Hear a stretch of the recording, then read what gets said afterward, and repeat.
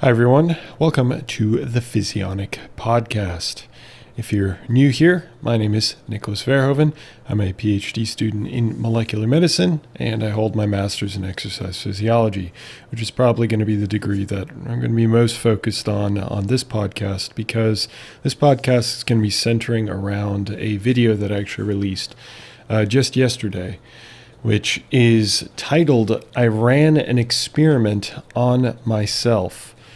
And that video was apparently pretty popular. I suppose it's somewhat clickbaity, not really, because I really did run an experiment on myself. And it relates to maintaining my muscle mass using science, not drug science, but using just good old-fashioned programming and looking at training studies by Brad Schoenfeld and a few other studies that have looked at what's kind of the minimal amount of work that you can do.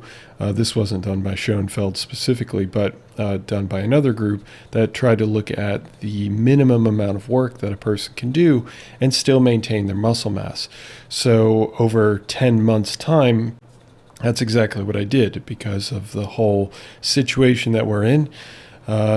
The gyms have been closed for, well, at least a part of that time, and for the rest of that time, I was just working out in my apartment. So I went from lifting, doing, squats, doing deadlifts, doing barbell rows, doing, leg press, like a lot of things that you can really overload your musculature extremely well. I went from that situation to immediately having only a bench, which does not adjust very well, and my 2 sets of dumbbells. They're adjustable dumbbells, so they do go up really high in weight, but I was limited to just that, and I had to work out in my apartment for the last 10 months. Now, for most of that time, I was just trying to maintain my muscle mass with this kind of hope that things would be better and that the gyms would be open. But even when the gyms did open around my area, I still decided that I'd rather condense my time lifting and see if I could maintain my muscle mass that I'd built up over the years. So that's what that particular video is on, and I'll have that linked if you're interested in checking it out. It's only like 3 or 4 minutes, but I essentially kind of describe what the experiment is and what my results are, which I guess I'll go ahead and tell you. The results were really good. They went extremely well. I didn't lose any muscle mass. And it was a pretty, when by comparison to what I used to do, it's a massive downgrade in terms of the amount of work that I was doing. So it was, I thought it was pretty impactful. Then on top of that, I also ended up dropping about 20 pounds of weight just because I was trying to get myself leaner as well for about 4 to 5 months of that time period. So obviously that's also going to introduce a factor. If I do really little amounts of work, and I'm in a calorie deficit, and I'm in a energy deficit, and I'm losing body fat, which would be catabolic, then am I still able to maintain my muscle mass? And it turned out that yes, I was. So then I got an influx of different questions related to how I did it and more specifics. So I decided to take kind of the 10 people's questions and answer them on this podcast. So if you're watching the podcast, I will have I'll have the timestamps for each of the questions if you're interested in just skipping to particular questions. And these 10 individuals either posted under the video itself, or they posted in a post that I threw out, their community post, where I asked if people had added questions.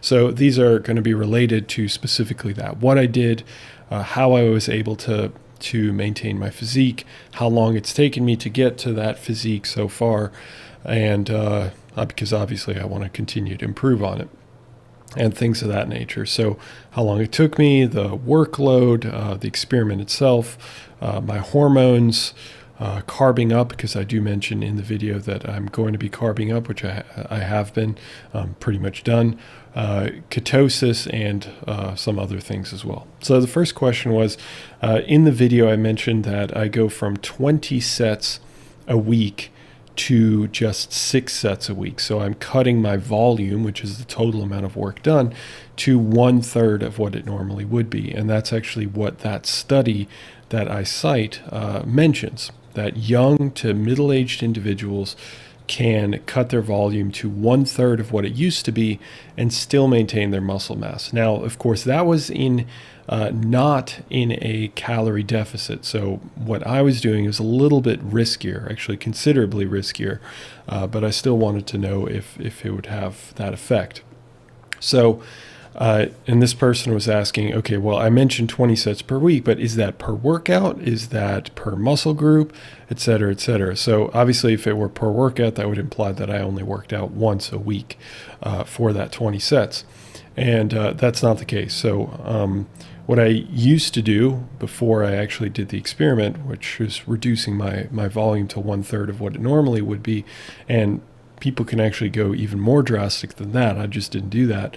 But what I was doing before is roughly 10 sets per major muscle group twice a week. So obviously 10 sets one day and then 10 sets another day.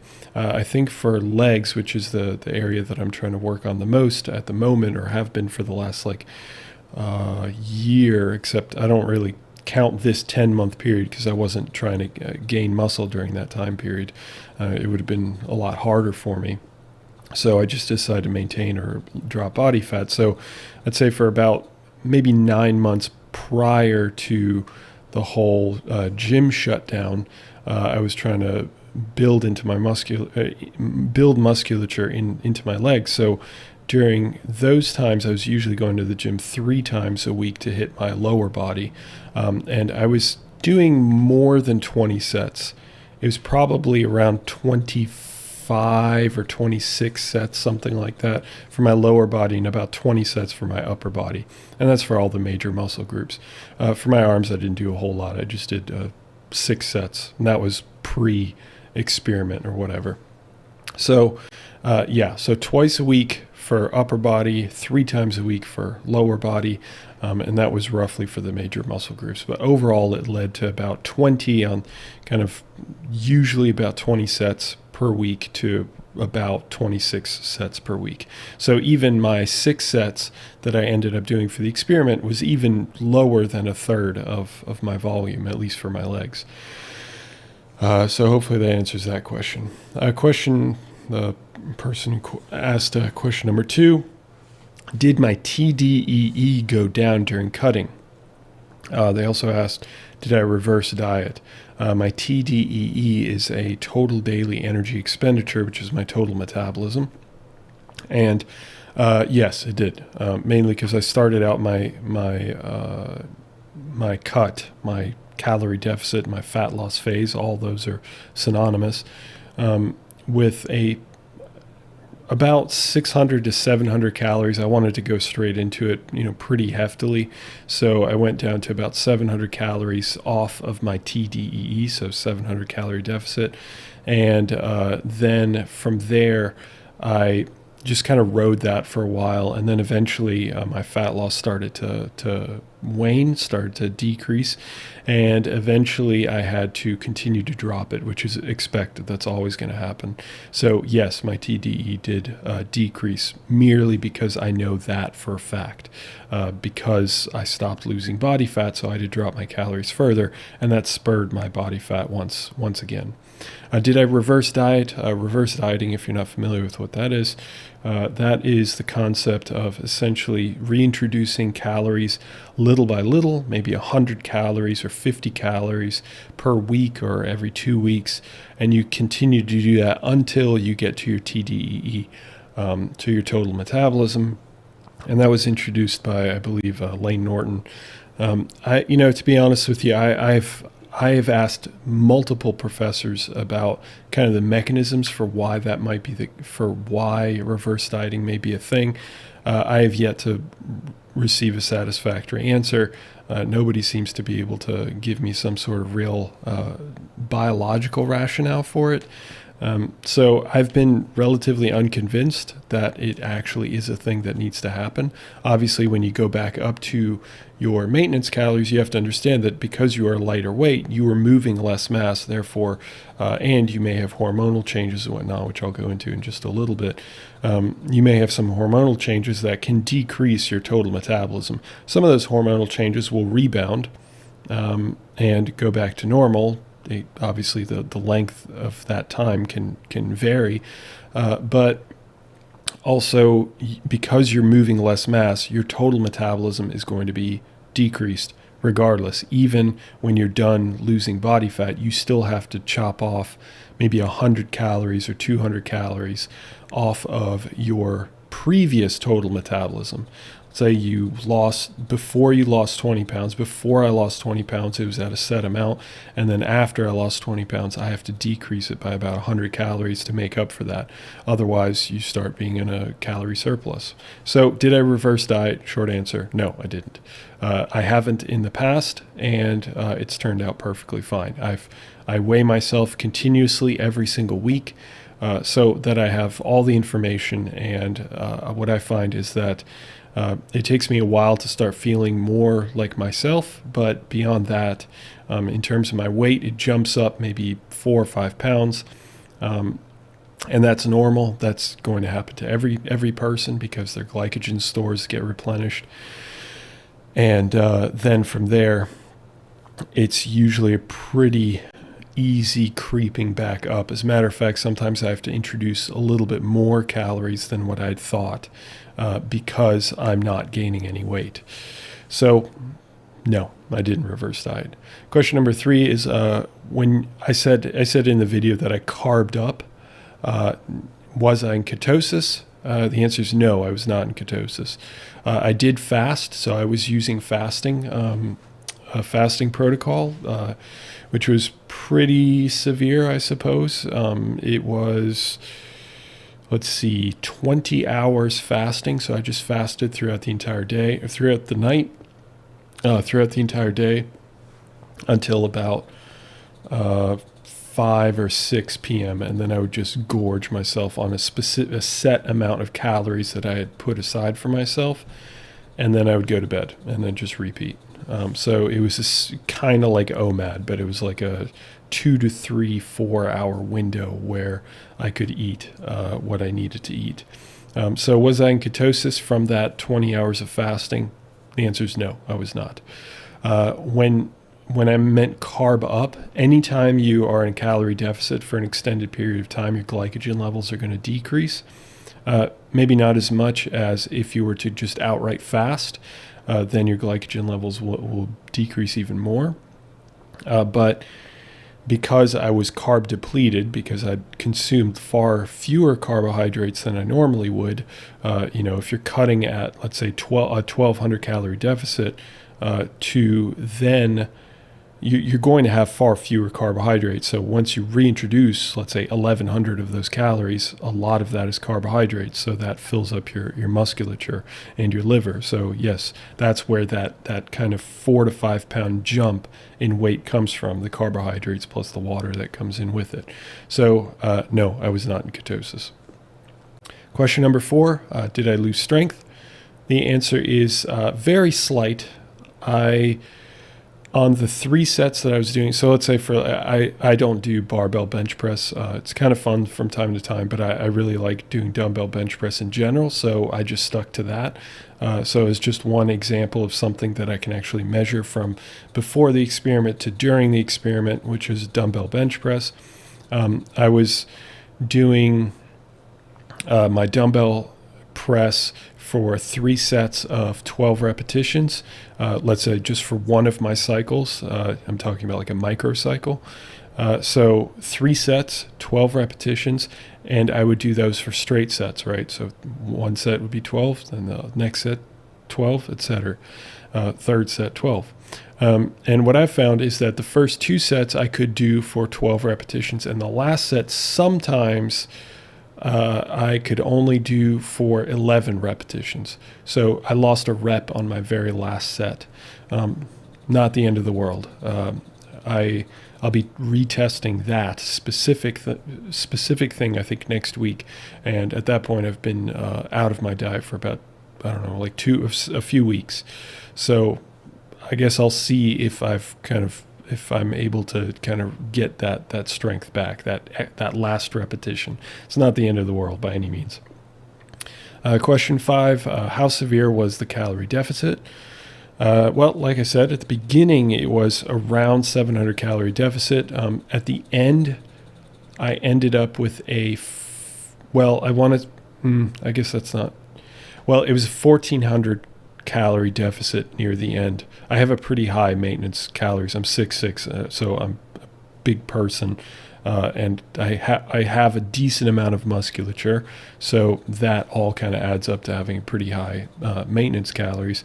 So I cut 1,400 calories off of that by the end of it. However, I did give myself, if I needed, on the weekend, one day on the weekend, I would go up to my maintenance. So that cuts into my 1,400 calorie deficit every day. I would eat 1,400 calories for 6 days out of the week, and then have no deficit for one of the days out of the week. So it's calorie cycling essentially. So that's another thing that I sometimes implemented. So yes, the severity sort of increased kind of linearly as I was going further into this deficit. I also, the reason why I said in the video it's 4 to 5 months that I was cutting, it's not entirely precise, is because I had like a 3-week break where I completely didn't, like I went straight up to my maintenance calories, and I didn't cut at all during those 3 weeks.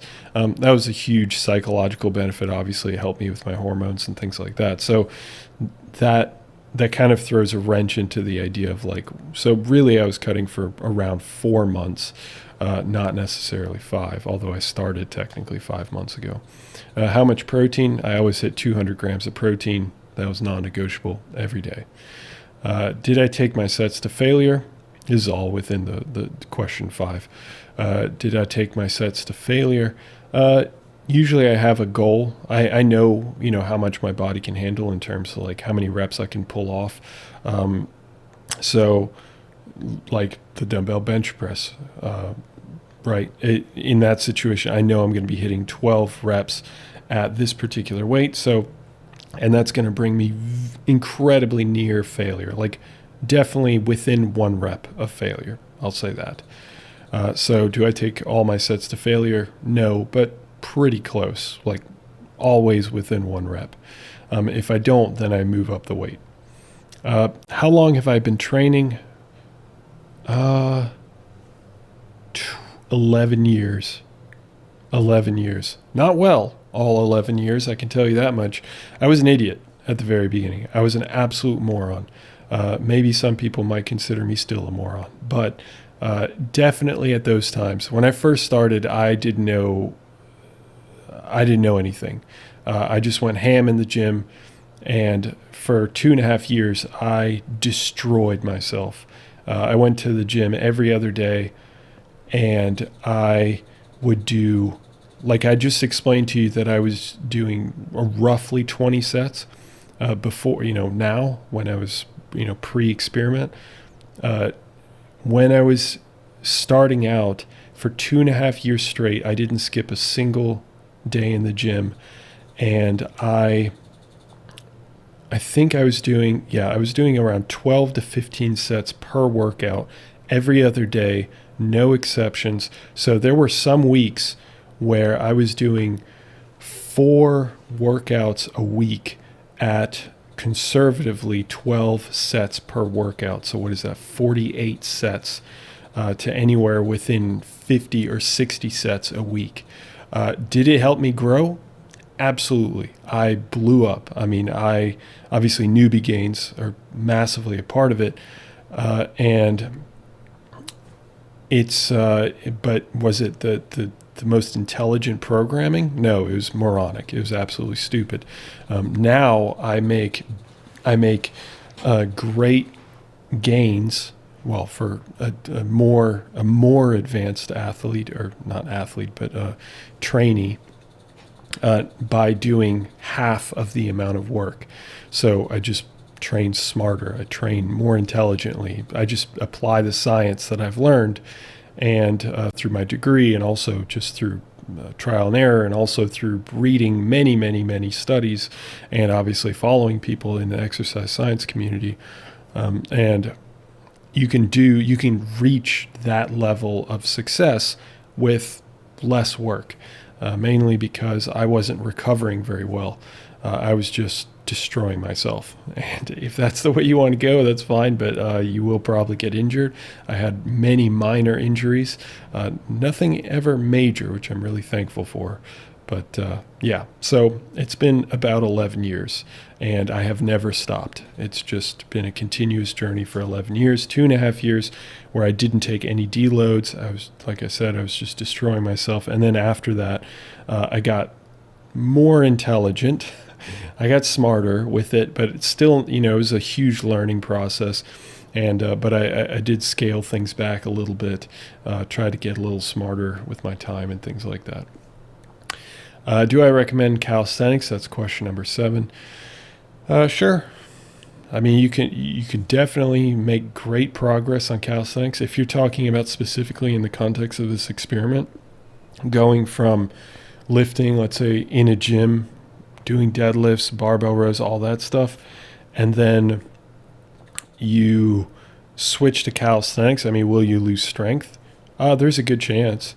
Unless you really know what you're doing. Like you can overload in a similar fashion that you could with using all that equipment, barbells and 300 pounds, 400 pounds, whatever it is. So yeah, I mean, do I recommend them? Yeah, definitely.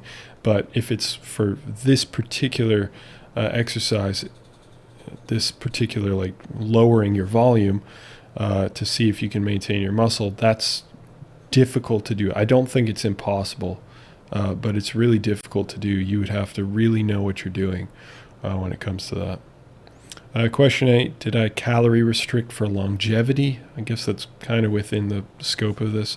No, I don't calorie restrict for longevity. I calorie restrict to look good. That's it.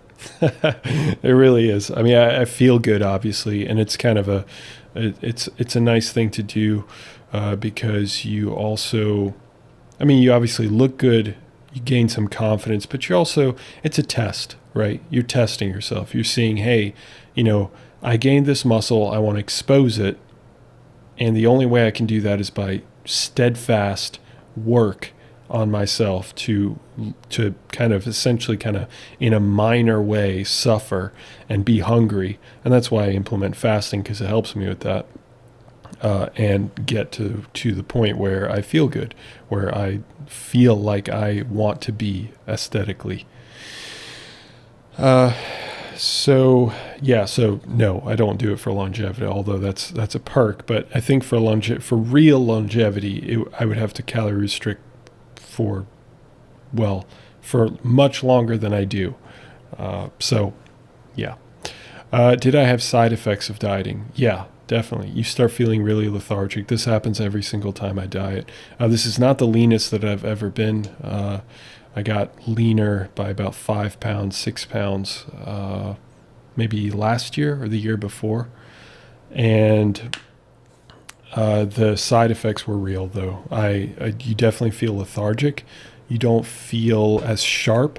You feel incredibly lazy. Like you have to make a mental note to think, okay, get up, walk over here, do this thing. You have to do this thing.